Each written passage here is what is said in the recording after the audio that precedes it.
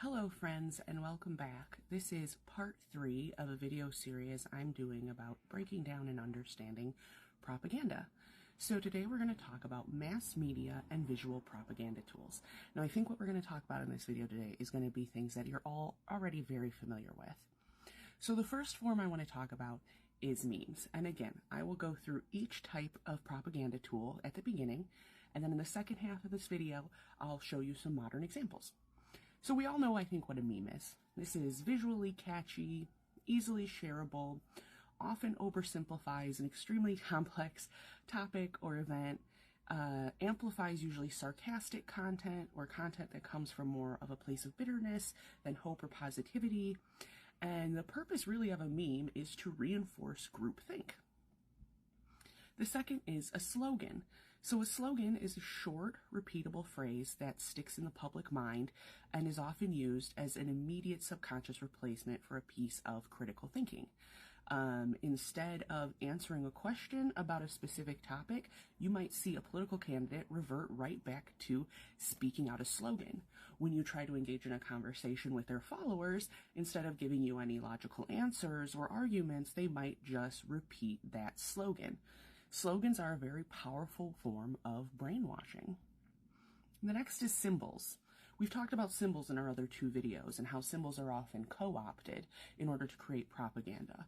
But a symbol is essentially just a piece of imagery. It can be a flag, a specific color, a religious symbol like a cross, any form of imagery that's used to provoke emotional connection. The next is fake news and misinformation. Now, I have a whole video, a few videos back, that breaks down the difference between misinformation, disinformation, and malinformation. And really the difference between those 3 is intent. Misinformation is false information that you share with good intentions. Disinformation is false information you share with bad intentions. And malinformation is true information that's been manipulated to spread a harmful or false message. So fake news and misinformation is basically just the deliberate spreading of falsehoods, often mixed with truth to increase believability. And the last one I want to talk about before we jump into our examples are deep fakes and AI-generated media. These are hyper-realistic but fake videos or images that have been crafted and created, which are purposely designed to distort reality. You often see deepfakes used in 2 big ways. The first is to have powerful political figures provide testimony about a certain topic or a certain agenda that they've never actually made those statements about. The second place that we're seeing this a lot is in AC.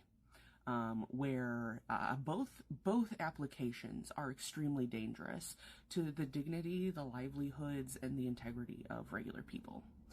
So now that we've gone over a few of those, let's actually look at some examples, and I feel like some of these are going to be things you're already very familiar with.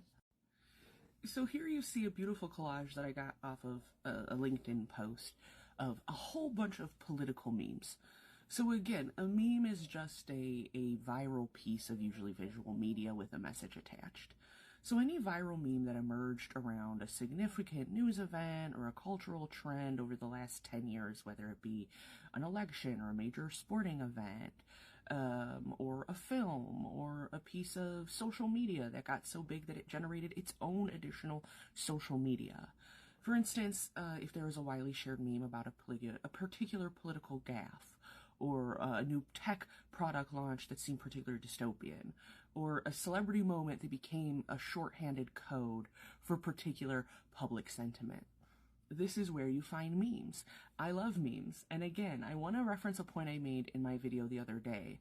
Just because something is propaganda doesn't automatically mean that it's negative. The purpose of propaganda is sheerly to elicit an emotional response that causes you to change your opinion. So some of the things we're going to look at again today might not necessarily be positive or negative to you.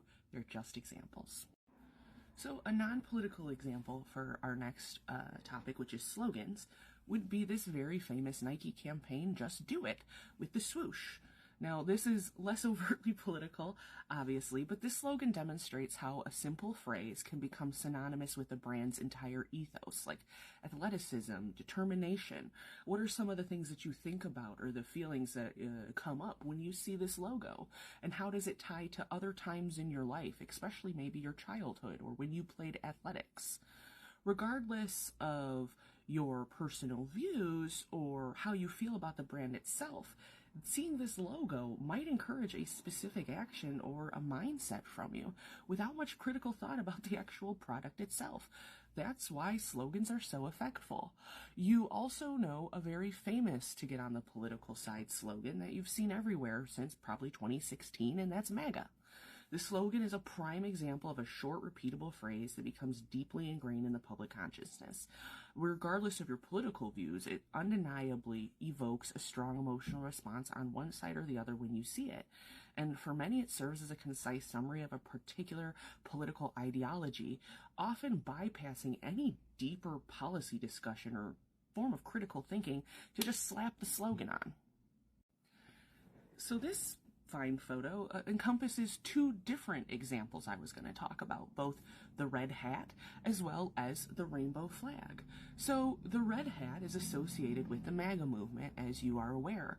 The red baseball cap, often with white embroidery, but we've seen more, became a power visual symbol. It immediately identifies allegiance to a specific political ideology and movement. It triggers that emotional response, positive for supporters, negative for detractors, without a single word ever needing to be spoken. If you've been in a place and you don't ascribe to MAGA politics and seen someone walk in with a MAGA hat, there's a conversation that doesn't even need to be had. Everyone in the room knows what page they are on. Now, another example of that here is the rainbow flag as a symbol of LGBTQ plus pride. And I say plus with intention because the spectrum exists for all of our goodness and all of our safety. But again, this evokes an immediate emotional response. It evokes concepts of diversity, inclusion, of the specific struggles and accomplishments of a specific community. It stirs an emotional connection, and it can bring up feelings of solidarity in you if you're a member of this community. And if you're not, it could be a symbol of fear for you, something that you see that causes you to recoil in terror because the rainbow frightens you so much, or the people behind it. Both of these things are highly powerful symbols, and they are doing exactly what they're meant to do, which is make you in this exact moment have an immediate response. Now, for my next example, I have my absolute favorite publication, and this is the publication that when I was younger actually encouraged me to grow up and become a journalist, believe it or not.